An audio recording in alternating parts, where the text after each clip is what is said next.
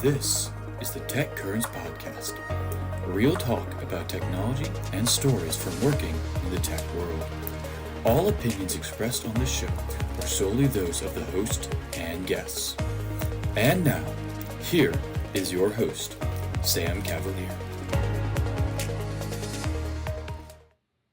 Hey everybody, welcome back to the TechCurrents podcast. It is me, Sam Cavaliere, your host. We are going to spend this episode finishing our two-part interview with T. Morris, pioneer in podcasting and paranormal investigator, as well as AI developer, author, engineer, as we talk about how AI is being utilized in some other areas and topics related to, technology and utilizing AI technology and some of the issues that you'll come across. So without further ado, let's get into part 2 of the T. Morris interview. Thanks for joining. I've actually made no secret to the fact that for this show, for all of my podcasts, and Ron and I collaborate. Although I don't know how often I've seen Ron go into them, but I use Notebook LM. Yeah, by the way, I told you about Notebook LM, even though I don't use it nearly as much as you do. Jeremy's, I saw it on one of Jeremy Wheeler's virtually caffeinated posts. I use it for all kinds of stuff related to this show. When I'm done doing all the edits and everything, I take it and I feed it into a Notebook LM notebook, and then I say, okay, now here's what I need. I need to have a good description that does XYZ, right. And now a good summary that does XYZ, and now I need a shorter description for when I publish this thing on Apple Podcasts and and things like that. So, and I use it for that. I'll go ahead and grab a whole bunch of, sources, put them into there, and I say, okay, let's try to organize this into a good topical discussion, and create that using Notebook LM. And I guess that's effectively all that's based on Gemini at this point, I guess. So, that's all Google's Gemini content. So T, let's come back to you as an author. Okay. And a copyright owner.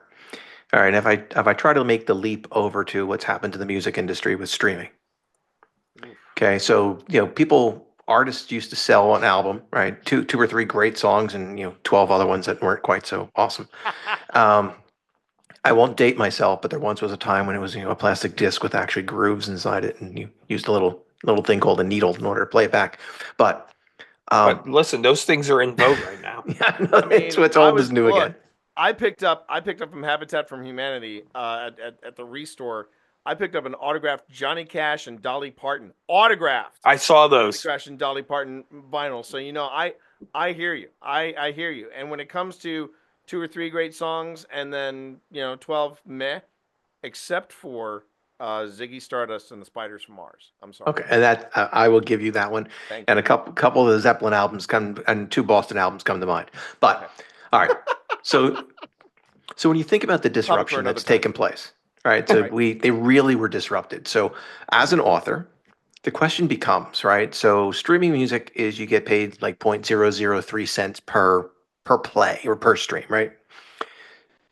You're a one and done AI mental model, right? So your stuff gets sucked in one instance. I mean, do you envision that a fair use would be the equivalent of, how do you envision like a fair payment mechanism, assuming we're one to ever come in?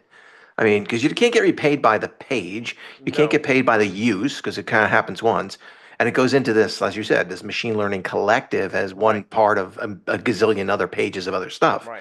So I'm just trying to take from your point of view. I'm just intrigued to get a feel for what you envision would be a fair and equitable share. And that is that could be debated about a lot of things. For one thing, it could be because you took these without my permission. I'm now going to calculate that I will have lost 25% of sales based on the sales I had before anybody took my works and put them in a machine, because this model is now going to be writing or attempting to write in my style. Okay. And my style is a unique style, and I put this price tag on my style. Now, if somebody said we're going to train a model, but we're only going to use the works of T. Morris, in that case, the number goes up even higher, Up higher, sure. because now it is it is me that is training this model. It is my words, my vision, my voice, my narrative. And when it comes to but when it comes to that, I think that would be the biggest difference is coming up with a number of, because of the damage done and taking away some of the originality of my works, to use to train this model, which may or may not write in my style, because you also got Nora Roberts, you got Stephen King. That number gets smaller. If it's exclusive, then it gets larger. Right. You have to, that's the thing. You basically have to put a number value on your books, and how and on your words, and like how much worth is an original work from T. Morris versus how much is this collected body of works. And the funny thing is that if it changes from author to author. I mean, I remember this one author was a absolute diva. He and maybe rightfully so, but it was kind of ridiculous. He was, I mean, he was an award winner, and he was a New York Times bestseller. I asked him to write a foreword, 250 to 500 words, and he said, "What's the pay rate?" And I said, "It's a foreword. I'm just asking you to write a foreword for the book." And he goes, "I don't write for free." I'm like, "Okay."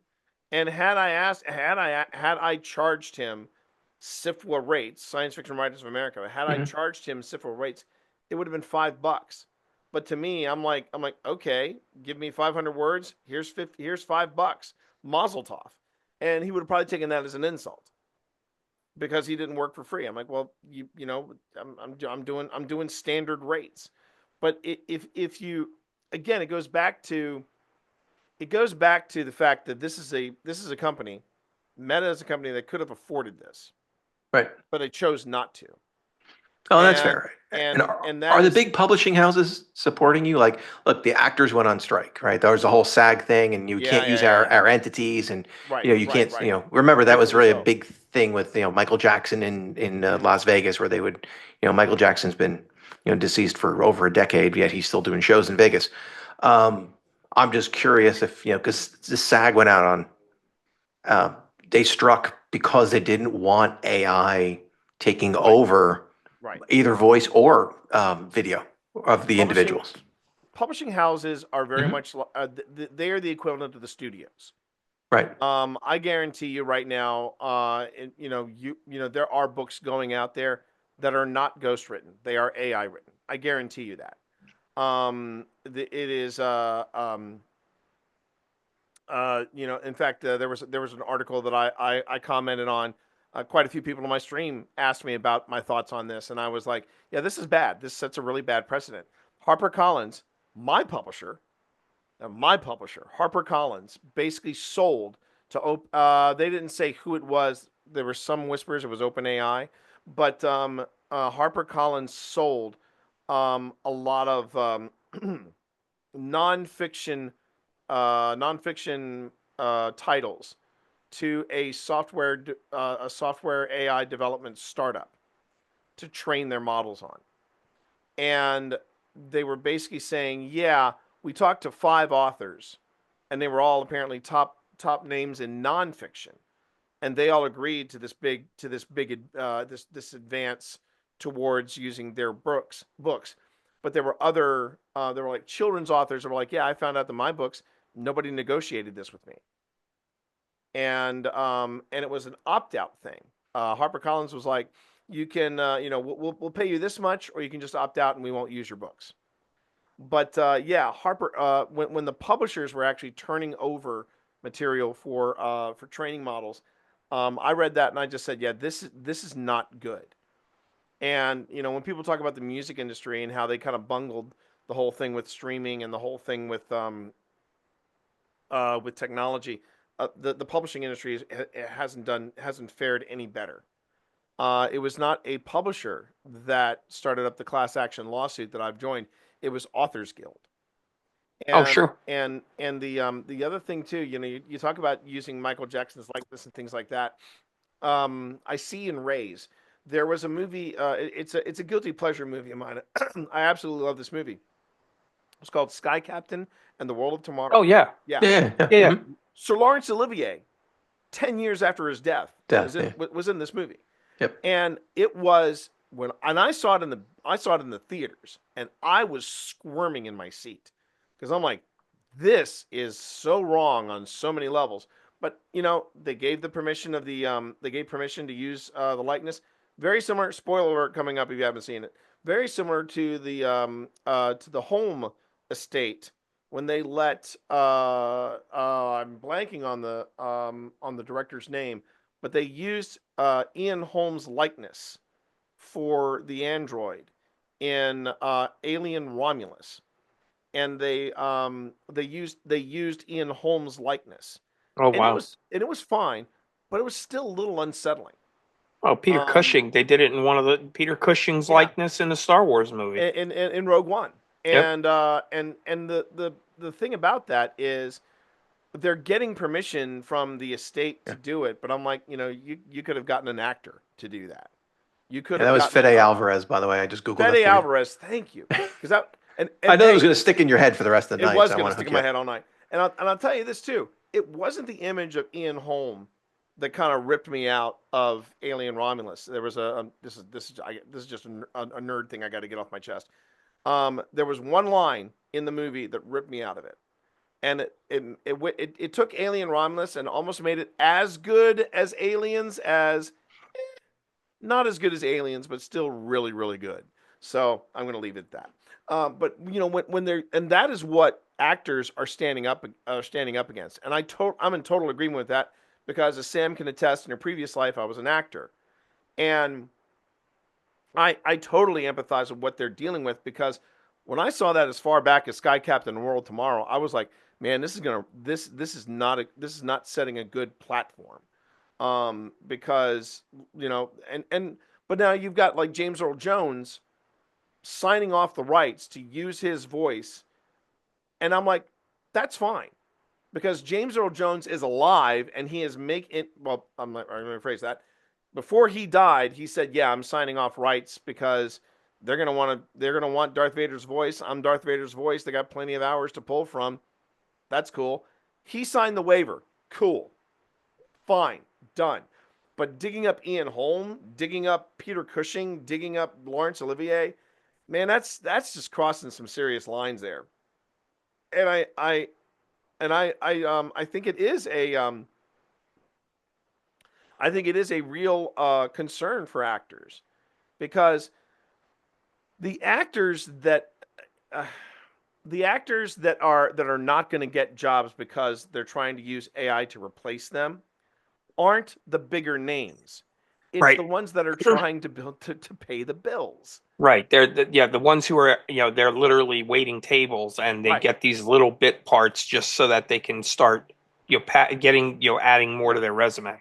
And so if you're, Sure. and it goes back to the difference between casting 1,000 extras and filling a stadium versus casting 100 extras and then filling in the blanks with AI generated actors. This is a real concern, and I was totally on board with SAG-AFTRA. I had friends that were affected by that, so yeah, and it's where, and it goes back to the thing that I felt like I really gravitated towards was the ethics of artificial intelligence and machine learning, and there was a great paper I read from Deloitte about clearbox technology, because I had heard all about black box technology, and that was all prevalent throughout artificial intelligence and machine learning. But then Deloitte's like, well, we've got something called clearbox technology. And it's where we know what's going on. We know what the data is. We know how good it is. And we show you how we get from this point to this point. And he said, but I remember reading in the paper, what's going to make clearbox technology work in AI and ML is when everybody right up to C-suite signs off on it. And I said, that's where you're going to run into a problem. You're going to run into a problem because people are going to be like, we can't give it away. We can't show how we're getting from here to here. It's like, no, that's called ethics. And there's nothing wrong with that. There's nothing wrong with being ethical. Nothing wrong with being above board. And I don't have a problem. And that's the thing I tell people. I don't have a problem with artificial intelligence. I don't have a problem with machine learning. I don't have a problem with massive learning models. I have a problem when they are going to do something that I love doing. And if it wants to help me do something, great. But I want to be in the driver's seat. I want to do the thing. And if it wants to help me, great. But I still want to do the thing. Don't prevent me. Don't do the thing for me. Help me get the thing, ready. So where do you sit on the Gen AI Copyright Disclosure Act that was introduced into the Congress last year? I prefer that, because the people that are really pushing that is the broligarchy, the tech bros that just want to be like, we should be able to protect our AI, Gen AI artwork. No, it's in public domain. If AI is going to create art, and you're going to call yourself an artist, or what's even sillier, a prompt engineer, which is probably the dumbest title I think I've ever heard. But if you want your stuff to be to be protected by law, then create it from scratch. Right. And I heard this story, and sadly that's all this is to me. It's just a story. I never found out like what the production was. I never found out where the story came from, whether it was the Washington Post or the New York Times or whatever. But I read on social media this person said that they were friends with, or they themselves were an art director for a big Hollywood production thing, and they had graphic artists. She had a team of graphic artists, and then one day she comes in and they're like, "Yeah, you had a team of 10 graphic artists. They're all fired. You have 5 prompt engineers. Work with them." And she said, "Okay, we need dailies for this, and this," and so the prompt engineers came to her like 2 hours later with the first round of different sketches for what was going to be storyboarded for the day. And she went, and she even said, "I'm really impressed with how this looks. Could you go on ahead and change it to this, change this here, change this here?" Out of the 5 prompt engineers, she had 2 of them knew Photoshop, and they couldn't do anything with them. They're like, what do you mean change it? And it's like, yeah, you got to change it. You got to turn it. You've got to adjust this. And by the end, by the end of the week, she got at least 5 of her artists back that lost their jobs because the prompt engineers couldn't compute how to change something or alter something in Photoshop. And I think that speaks volumes. Sure. So yeah, I don't think that AI art should be protected. Well, I mean, I guess what I was getting at was that is about increasing transparency. So the AI companies are effectively mandated to disclose the data sources that they utilize for training. And, and in doing so, empower the copyright owners to be able to have control over their IP. I would agree to this kind of protection with one caveat. You cannot call it generative AI art. Yeah, that's okay. I would instead call it computer rendered artistic computer rendered artistic product. Yeah, Call it crap. And if you call it crap, I'm all in. That's my caveat. You got to call it computer rendered artistic production. Crap. I think it's interesting. I know, right? I'm actually somehow that is going to wind up in. I'm going to make sure that winds up in the trailer for this particular. Great. It's interesting. I do feel as if the only people arguing against IP protection are the companies that are trying to release these models. And I think that's amazing because we've been, Ron and I have been working for companies that have been lobbying for IP protection for the better part of 30 plus years because their IP was being stolen. So I think there's a level of irony. Yeah, well, it's the old "good for me, not for thee." Yeah, that's right. That's right. Right. And that's the part that I'm even more upset about because it's like, you guys are constantly whinging about, I remember a time where people were up in arms because fonts weren't protected. You could get pirated fonts and all this stuff. Right. And I had I worked with several artists, for my book covers, and they said, I'm not pirating fonts. If you want this font, you have to, you're going to get billed for it. And I would pay for it, but man, I remember talking to some authors that would just get really bent out of shape. And I'd be like, so let me get this straight. You're okay with your book, the words inside the book being protected.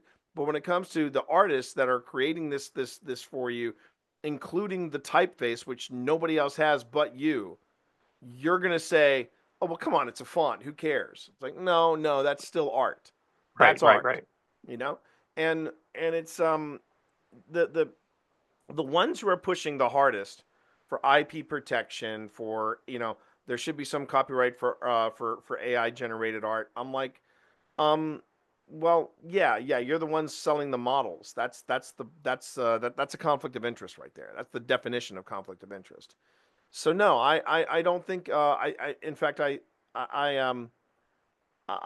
think the best thing you can say is if you want a good example of what happens when people try to pass off AI art as original art, just look at what happened with the Willy Wonka experience overseas, with all that generative AI art and all the stuff that they did to try to promote it. It was a train wreck, and it wasn't art. I mean, I'm sorry. I mean, that's the when you've hit bottom line. When I don't know about art, but I know what I like. Yeah, right. But the stuff that artificial intelligence currently is creating is not what I would not define it as art. Right. And I would not even try to pass it off as art or even as original art. Right. I just find it offensive to other, and that this probably comes from the fact that I've known a lot of artists, dated a couple of in my single years, and I know the amount of work, and I respect the amount of work that goes into creating something like that. I can't do it. I've never been able to do it. I've always wanted to be able to do it. And the stuff that people create, I just think is breathtaking. But when it comes to protecting artificial intelligent AI generated art, no, I don't think it's worth protecting. No, I got you, and that's heavy. Usually, I think it comes down to what ultimately it's what we would expect, right? The only people that are going to be interested in protecting that are people who think they're going to make money off of it, right? And that's the way it always ends up wrapping up. Yep. I think all of this will be interesting to watch how it plays out.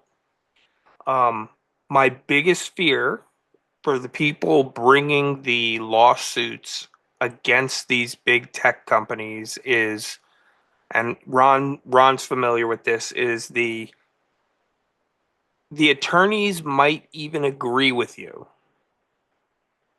They wouldn't say it publicly. They'd say it behind a closed door during a deposition or something when the recorders are off. And they're probably going to be willing, they may say this, I could hear this. You're probably right about everything in this lawsuit, but we're willing to bet you'll run out of money before this ever sees the light of day in a courtroom. Yeah. And again, I mean, I guess it is more affordable for a company the size of Meta to outlast, a class action lawsuit or what have you, or just pay a sum to make it go away, than to actually go to the people that created the content needed to train their model and say, okay, we're going to give you X amount of dollars. Yeah, I mean, I don't know. I don't know. I could see it. I could see it playing out in a number of different ways. That's all. Oh yeah, and it sucks. It sucks. And it's aggravating. It is very aggravating. And it's Well, it's what it is disappointing. From my perspective, it's disappointing because it goes back to the beginning, which is at what point in this country did doing the right thing become something that needed to be debated? Oh, that's a question for the ages, Sam. That is a question for the ages right there. Like when did we have to debate about doing the right thing? Because we know what the right thing is. And if, like I said, if you work at a software company, you know what the right thing is, because you don't, no more than you wanted somebody stealing your software. Do you want, does an author want their book being stolen? And, if the employees at Meta felt like they were doing something wrong, it's probably because they knew they were. Oh yeah. But I think now part of that, I think, comes from, because again, it said from, well, we thought we were protected under fair use. Then it became, well, we're competing with China. And really, I think, and this is something I'm sure both of you have experience with. And I remember thinking, man, this is going to come back to bite us in the ass. It was, I really think part of the issue is we have, when the iPhones first came out, okay, and the concept of apps that could just be, automatically updated and things like that, where you didn't have to wait too long, you didn't have to wait for version whatever, it was just automatically updated. Yep. We were building a rod for our own backs as a society. And now there's this expectation of, well, I'm going to get it like, Oh yeah. Right. And that's why you have video games. I mean, I one of the most divisive videos I've ever created. It's still up on my personal YouTube when I was developing a personal YouTube account, and then I realized, I don't want to deal with this anymore. I did a deep dive into Cyberpunk 2077. Oh yes, okay. And when that game first came out, it was a disaster. Right. I still played it, but that wasn't the real problem with Cyberpunk. To me, it was the writing. The writing was god awful. Right. It was terrible writing, and it was rushed, and you could tell it was rushed. And then CD Projekt Red released, fixes on fixes on fixes on fixes on fixes, and I'm just like, okay. But then they released Phantom Liberty, and I know people who raved about Phantom Liberty. Better writing, the mechanics were still there, but they were tighter and they were meaner and leaner, and it was because they took their time with it. And I mean, we have become a society, I believe, where we're all expected to turn it around yesterday.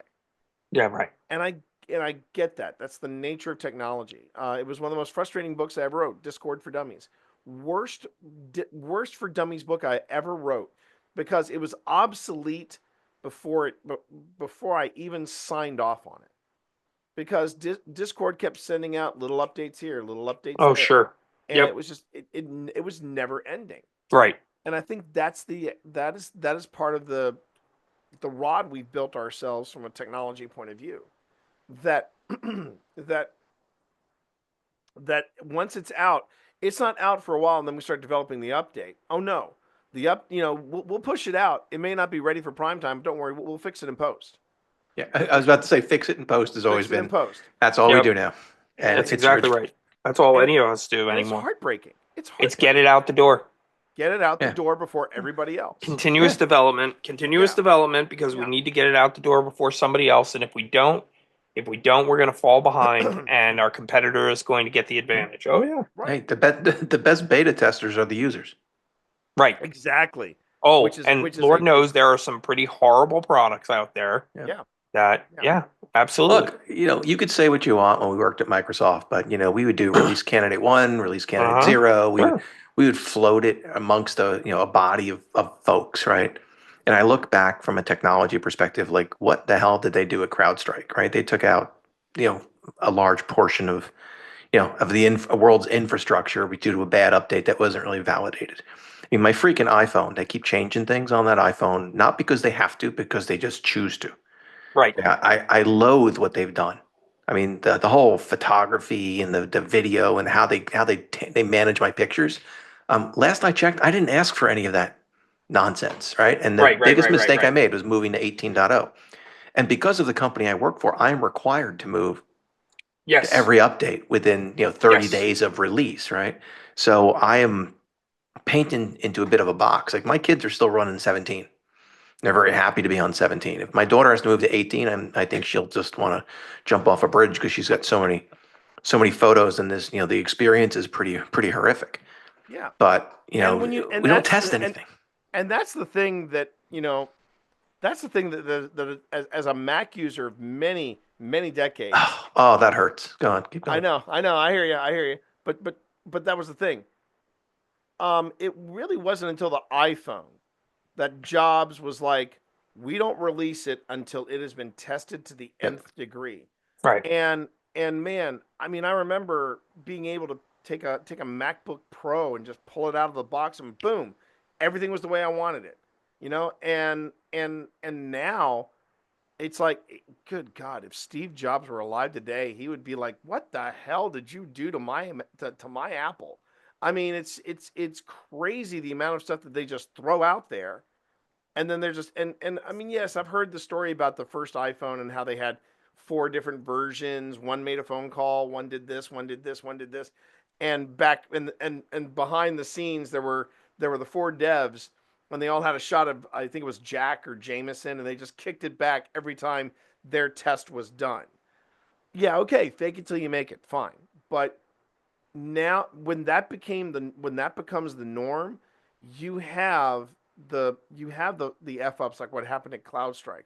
You have the f ups of what happened with Theranos.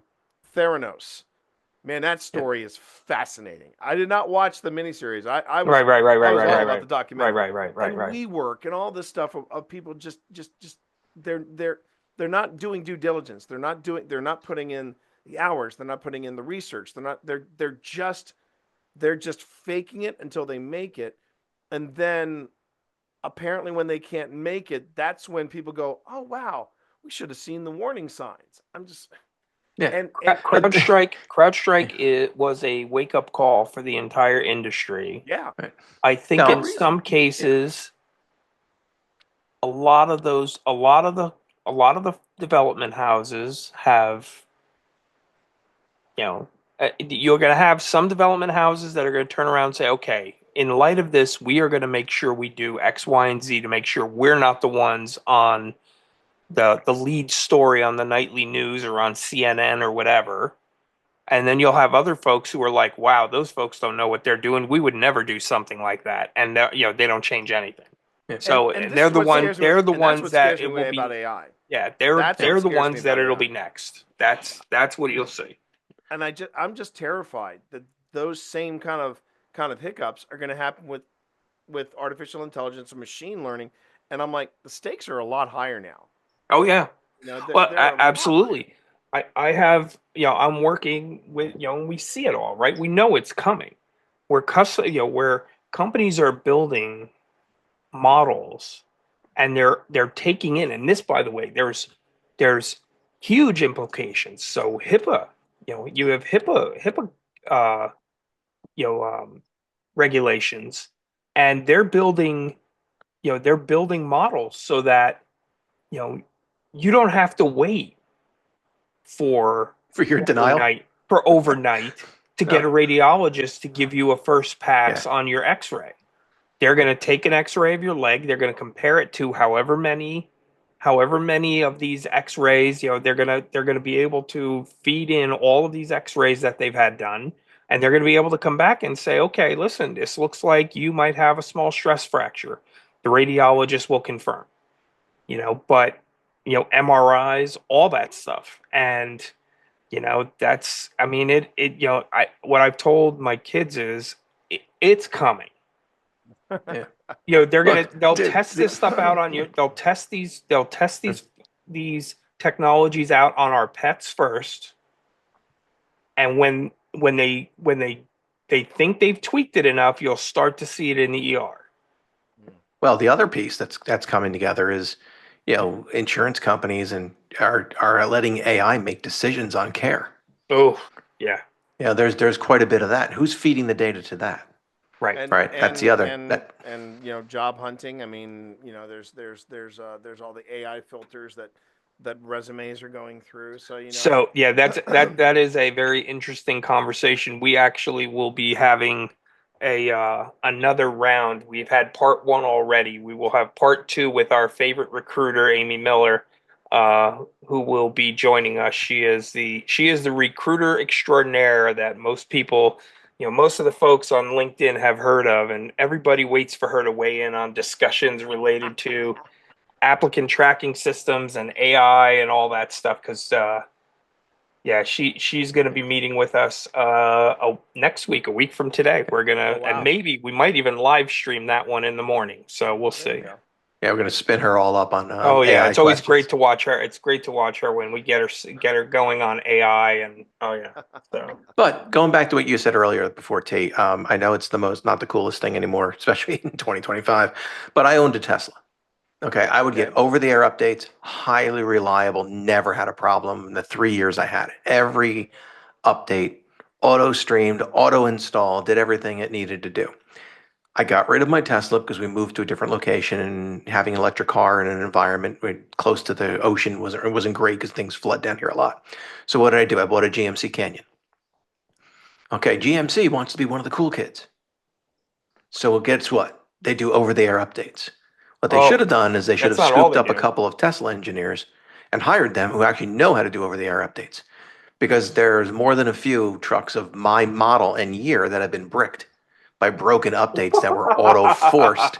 So you put your truck away at night, you wake up in the morning, the battery's dead because you were in an infinite loop of trying to install a software app because you never included the code to back it out if it failed. Whoops.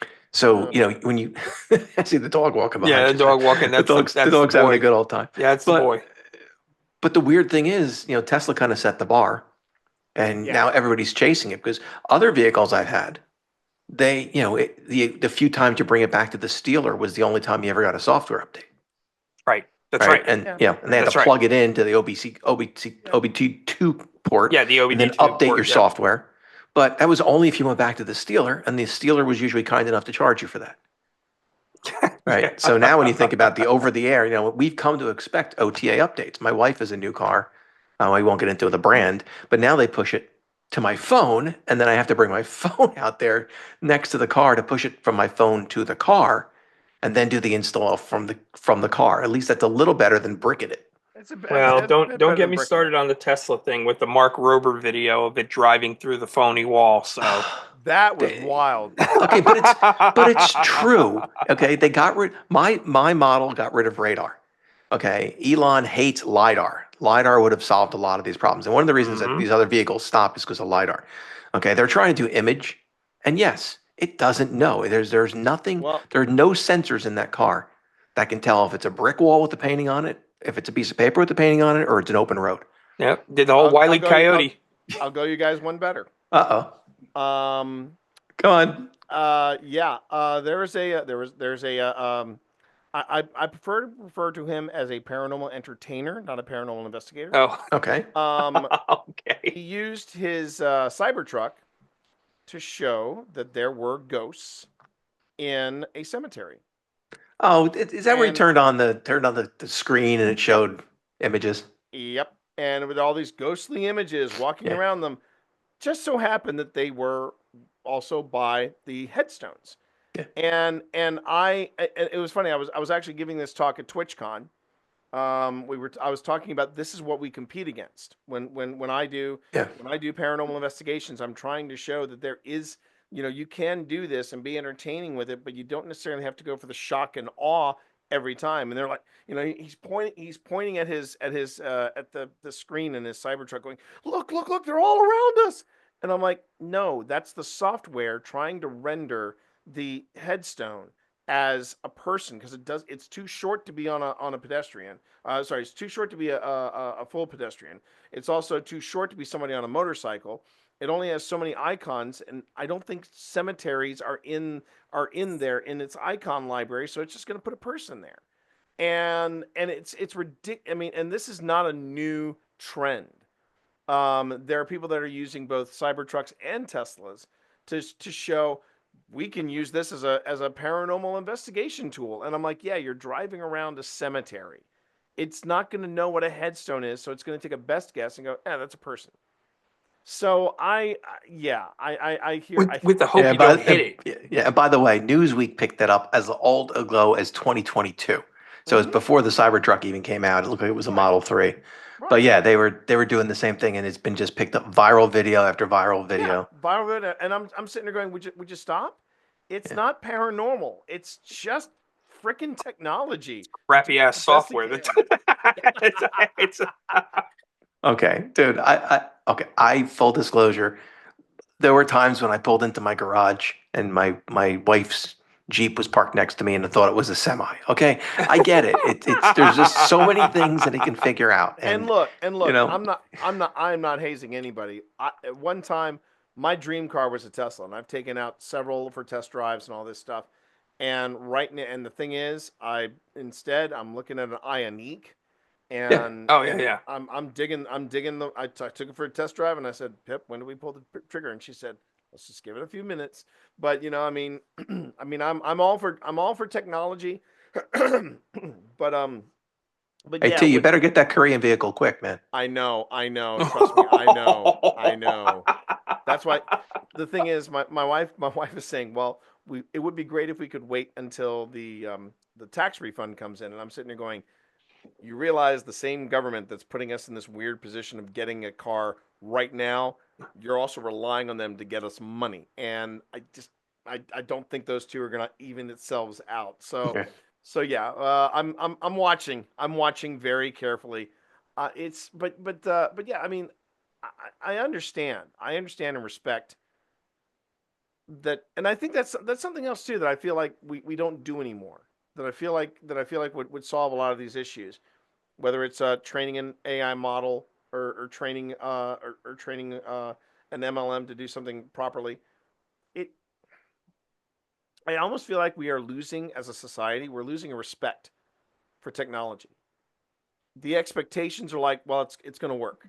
It's technology. It's cool. Right. But right. I still remember when,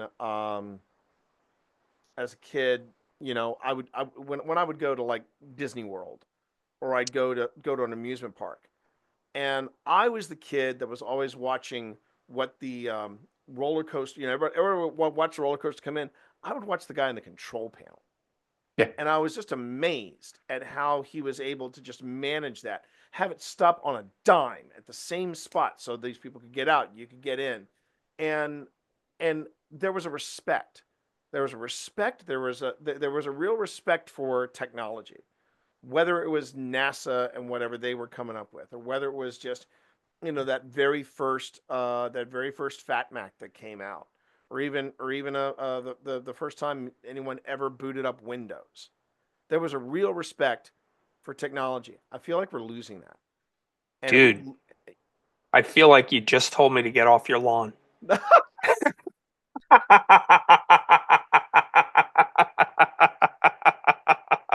I will wear that. I will wear that as a badge. Hey, Sammy, we got to get that I on totally our agree. If we do But if we do TechCurrents merch, we actually have to have that like on the sleeve. Get off my lawn. to get off my lawn. Fair enough. Fair enough. But I totally get what you're saying, because what's happened is there's there's a lack of respect, because at this point innovation cycles are so much shorter Yeah. that there's no respect for whatever went into creating whatever it is we're talking about now. No, I all joking aside, I totally get where you're coming from. It's certainly one of the things. I you see them behind me. I do. They're getting hungry. That's what this is all about. They there's not, especially I see this with um millennials. I see it now with Gen Z, where they don't. I've actually told my wife's cousin, when she was 16 years old, she lived with my wife and I for a couple times actually, and I was I was talking to her on the phone. I was walking her through setting up the Xbox that I sent her to get stuff working, and I told her countless times, I'm like, you are a disgrace to your generation. I'm like, you grew up with this technology that, the generation before you spent their lives like putting together and everything else. And like, you are still completely technically illiterate. I go, you're a disgrace to your generation. I go, it's horrible. Jeez, I go, that's the only thing you've harsh. figured out is how to do videos and Instagram. I'm like, come on.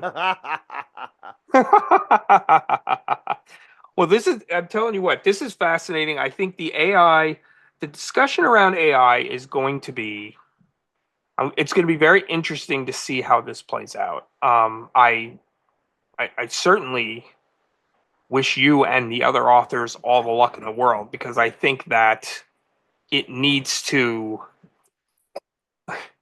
I think they need to, the word that you used, I think earlier, was hubris, and that hubris needs to be reined in. Yeah. It's, listen, China's going to do what China's going to do. It doesn't mean that, we should compromise our principles because we want to keep up with them. Like, that will come out on its own. Right. But as always, you know, it is, before we sign off, I go, it'd be interesting to see. I'm interested in seeing how this all plays out. Me too. Me too. I did say that before we signed off, we were going to mention some of the LinkedIn lunacy, and in particular, where LinkedIn now is crossed the line, and at what point is, what Ron and I were talking about was the politics of knuckleheads in the background. I know. It's great, though. Hey, get out of here! Come on, get out of here! Go. The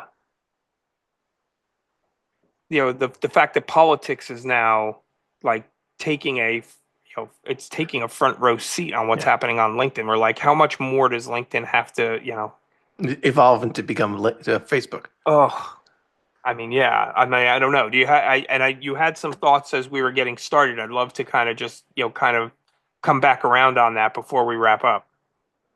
I mean, to me, it's been slowly devolving into that. And because it's working so hard to be like Facebook, I also would say that with the amount of scam artists Yes. that are now cropping up on LinkedIn. Yes. It's been, I mean, a lot of my, I can honestly say one of the coolest jobs I've ever gotten, I found on LinkedIn.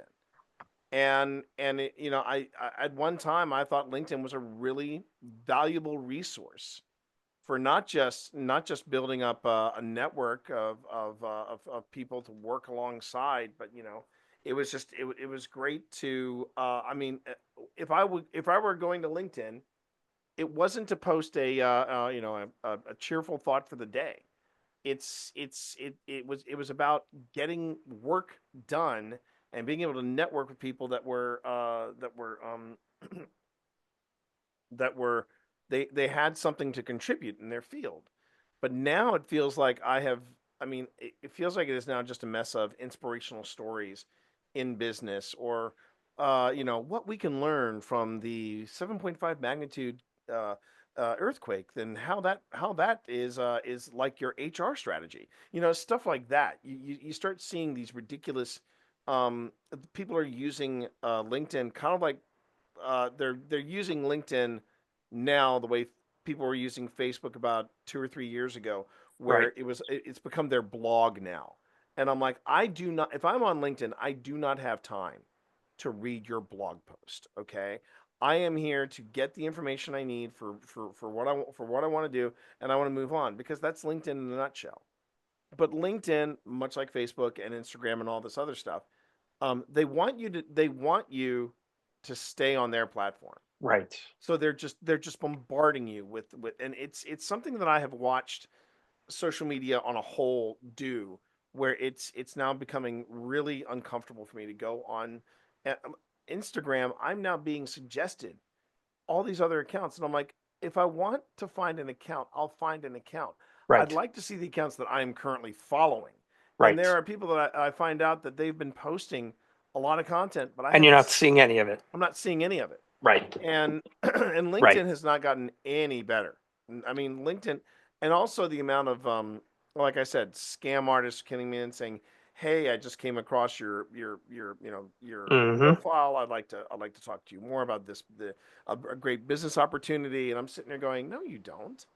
I know you don't. I mean, and I go to the profile, and the profile is like, they're saying, "Oh yeah, I'm a Microsoft certified such and such and so," and then I look, and it turns out they have maybe 4 years of experience at Wegmans, And and I'm just sitting there, that's assuming it's not a bot. right, Like that's right. And to be so in full disclosure, right? This podcast, the genesis of this podcast was when I got laid off. So I got laid off, and the genesis of it was to kind of tell the story of, when I got laid off and, things I was feeling and everything else. Well, it kind of morphed a little from that, in my conversations with Ron, into trying to help job seekers with, you know, good, solid advice to help them with everything from profile generation to resume updating to interview tips, among other things. But the point being, it was doing so in such a way that we're not, we're not at this point trying to sell anything other than all we're doing is trying to help people get jobs. I quoted during one of the episodes, I quoted the movie Dave. You know, it's Tuesday and everybody works on Tuesday. right. and and so we put a lot at our content is going up there, and that's focused right now on all the people who are trying to find jobs and they're struggling because I know I get it and all that other thing. So that's where we're coming from. And I feel like there is a lot of content out there now. We talked about the glamour shot profile pics and everything else. That's effectively just distracting from what the purpose of the platform was. But to your point, LinkedIn really doesn't necessarily care because they're as a social media platform, their goal is to keep as many people engaged on the platform as Right. possible. Right. Yeah, well, because you are the product, like everything else. Right. I mean, they want to push you to LinkedIn Premium, but at the end of the day, you become the product, That's exactly right. on their Yeah. free tier. And Right. and so when it comes to the de-evolution of LinkedIn, I'll be amazed if my next professional opportunity comes from there. I really will be. I'm finding far better results, and far better and far more efficient communications through Indeed. Okay. And so far, because it's not a platform. It's Right. just a place where you look for the listing, you check the resume, you send out the resume. That's what LinkedIn started as, and everything was great about that. And if you wanted to write a little dissertation or something like that, then that's fine. It's a separate link. But now LinkedIn so desperately wants to be Facebook, Yeah. and early Facebook, which really isn't. That early Facebook, even for me, was just not a great experience. Right. And it's disappointing because I feel like now LinkedIn is just it's a sea of motivational speakers.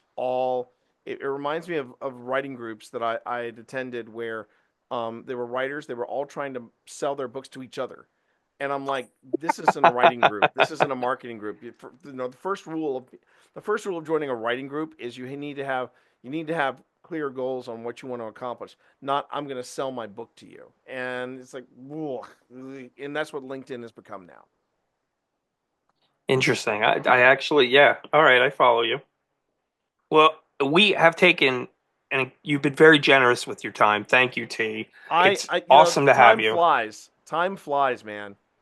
You've been very generous with your time. It has been great having the chance to chat with you about this. I actually, I would like to at some point talk to you about having you and Phil talk to us about the paranormal investigations in more, and a little bit in the how you, almost like the tech and everything that's behind how you're finding some of the stuff that you're finding, because I know I've seen some of what's happened. Gettysburg is one that comes to mind immediately.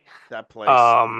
So I would love to have you back if you'd be if that's the case, and you and I continue to talk on a regular basis. So I'll tell you what, I think that would be a great when you start looking at shows that you want to do in October.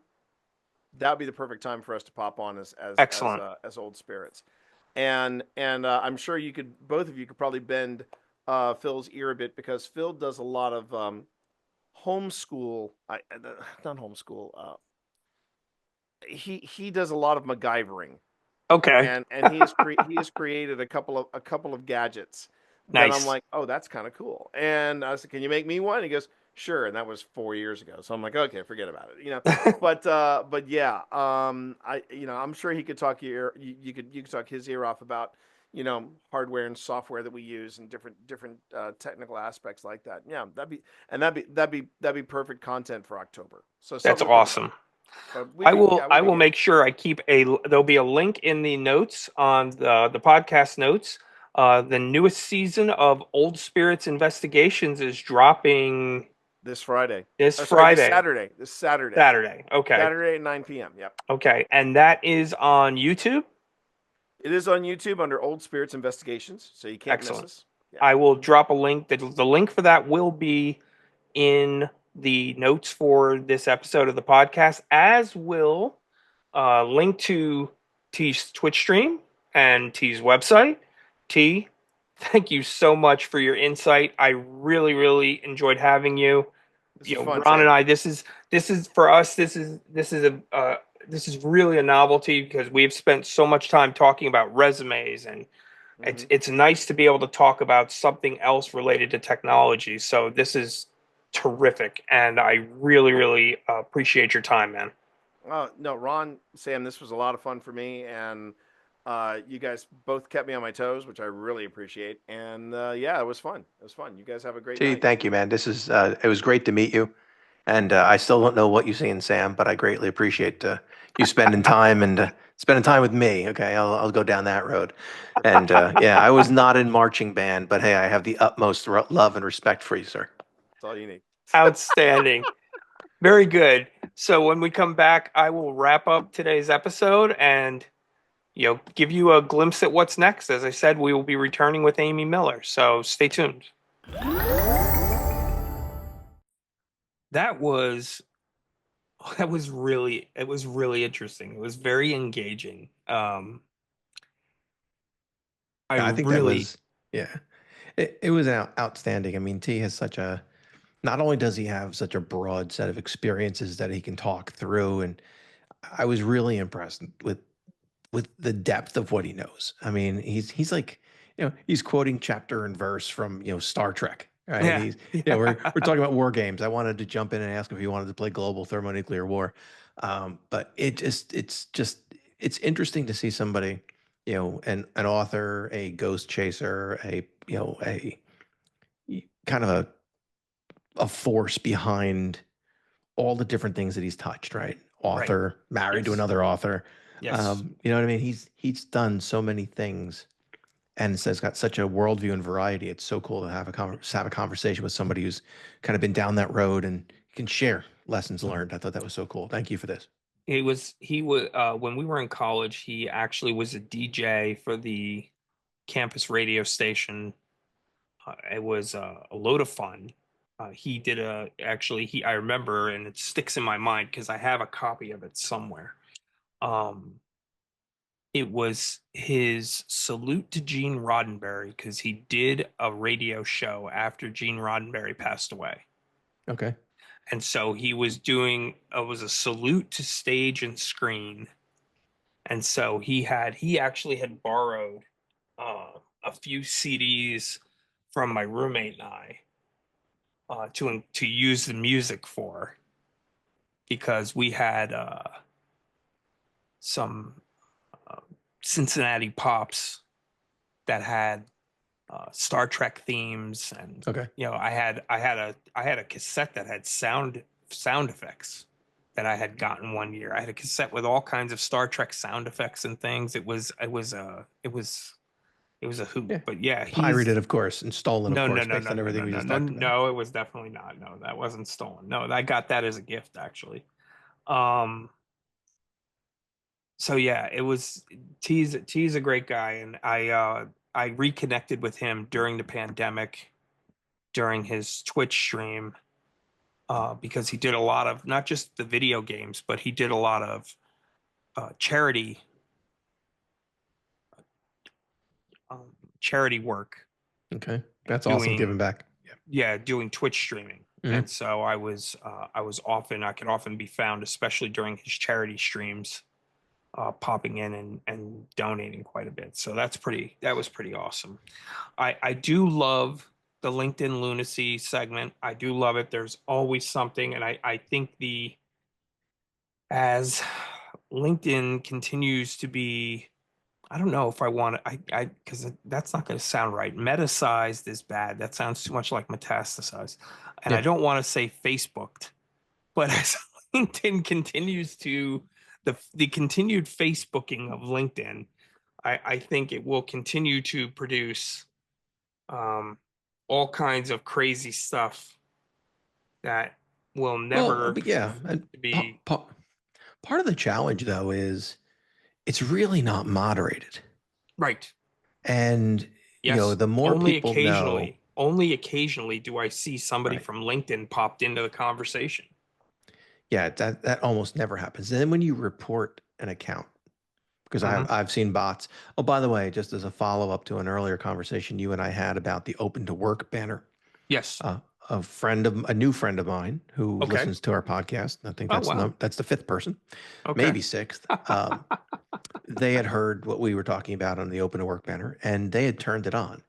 Okay. And within a day, the It took that long? bots, I guess they turned it on and then came back. Usually it's within day. about a half an hour. They were swarmed by the bots.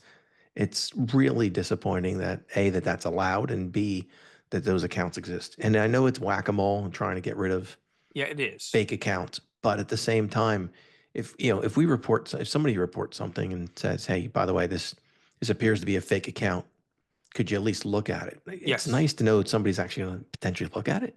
Right. It doesn't seem to be a lot of that happening right now on that platform.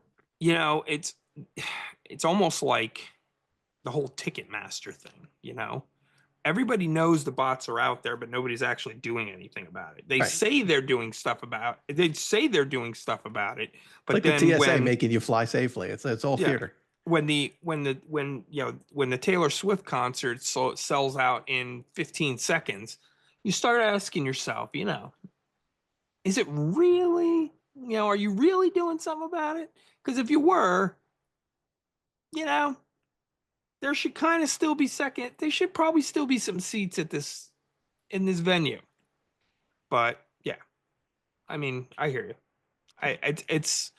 It is frustrating as hell. And what's worse is, they're getting sophisticated enough that it becomes very, very difficult to tell the difference between. It's getting harder to tell the difference between who's real and who's not. Yeah. Yeah, just some bot. It's horrible. I mean, that's the truth. It's just horrible. So, but nevertheless, certainly, It was a great conversation. I am looking forward to. I'm gonna jot down having them come on in October should be really really fun. I've listened to. I haven't seen the too much of the old spirits. I've seen the early stuff before old spirits when they first started doing their paranormal investigations, and they've had some pretty interesting stuff happen. Um, it's it's pretty crazy, and so it's not I'm really glad for him and Phil that they've really kind of fallen into this rhythm with old spirits. So I'm really glad for them for that. But that being said, looking forward next Monday, we will be recording our episode part 2 with Amy Miller, and I will be doing my best to create a LinkedIn Live event since that will be Monday morning. And it'll at least be a LinkedIn Live event. I might even live stream it on Twitch. I'm working on putting the podcast channel for Twitch together. If that's something I'm trying to decide if that's something I really want to do. But in the meantime, I will be putting together the YouTube channel and starting to post episodes on the YouTube channel because I was asked about it today. So I will give it a shot. Maybe that's something that could also help. So we'll give that all a try. So thank you. I know it's at this point, it's after 9 o'clock by you. So thank you for joining me this evening. I really do appreciate it. No, this was a great use of time. I listening to T was pretty awesome. Now I've got to go watch all the old spirits investigations videos. I already, pulled that up on my YouTube playlist. So There you go. he has more than a few up there. So I'm going to Oh now. yeah, they're up to. I think they're up to season 4. I think they are, which is actually pretty cool. Yeah, And, they're launching the new season on Saturday. Yeah. I caught that this morning, actually. That's how I knew that was happening. He was on stream this morning, and so I caught that they had that happening. So that'll be great. So join us next week. We will have Amy Miller returning very soon. We hope to have a couple of new updates for everybody, including, at some point, maybe we'll even have merchandise. Who knows? We'll see. We're working on it. Yeah, fledgling podcast with a shoestring budget. So and kids in college. That's right. So thank you all for listening. For my friend Ron Melanson, I am Sam Cavaliere. Please take care of one another. Be kind, because right now the way to change the world is for everybody to have, just good people doing the right thing for other good people. Take care of one another. Thank you for listening.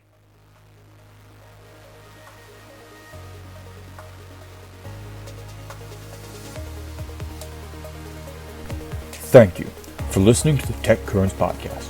The TechCurrents podcast is hosted by Sam Cavaliere. All content and views expressed as part of the TechCurrents podcast are solely those of the hosts and guests, and do not necessarily reflect the opinions of the podcast platform, any employment organizations, or any affiliated entities. This podcast is informational purposes and should not be considered for professional, legal, or financial advice. Please consult with your qualified, licensed experts for your specific needs. This is Daniel Iverson. Thank you for listening.